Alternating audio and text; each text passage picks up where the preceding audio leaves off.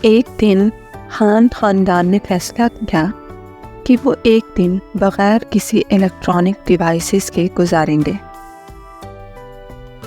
والد نے کہا، ہمیں اپنے آپ کو دوبارہ جاننے کا موقع ملے گا اور مل کر کچھ مزہ بھی کریں گے۔ بچے علی اور سمیرہ شروع میں اس خیال سے خوش نہیں تھے۔ علی نے کہا، لیکن ہمیں گیمز کھیلنے کے لیے اپنی ٹیبلٹ کی ضرورت ہے۔ سمیرہ نے بھی شکایت کی، اور مجھے اپنے پسندیدہ کارٹون دیکھنے کی اجازت نہیں ہے۔ لیکن والد نے مسکراتے ہوئے کہا، آؤ ہم کچھ مختلف کرتے ہیں۔ ہمیں باہر جا کر کھیلنے اور ایک دوسرے کے ساتھ بات چیت کرنے کا موقع ملے گا۔ پہلا گھنٹہ بہت عجیب گزرا۔ بچے گھر کے کونے کونے میں گھومتے رہے اور آخر کار انہوں نے فیصلہ کیا کہ وہ باغ میں جائیں گے۔ جب وہ باغ میں کھیلنے لگے تو علی نے کہا، کیوں نہ ہم ایک کہانی بنائیں؟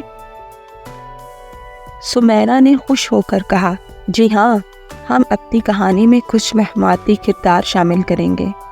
دونوں بچے مل کر ایک کہانی بنانے لگے جس میں ایک بہادر کتا اور ایک چالاک چیتا شامل تھے۔ کہانی کے بعد والدہ نے بچوں کو اپنے ساتھ کھانا پکانے کا کہا۔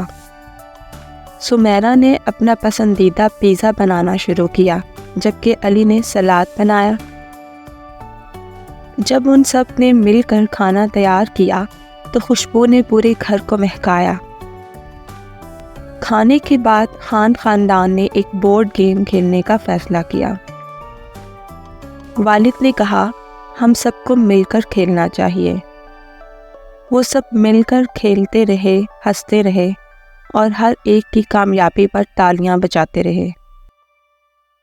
دن کے آخر میں جب سورج غروب ہو رہا تھا، بچوں نے والدین سے کہا، یہ دن تو بہت مزے کا تھا۔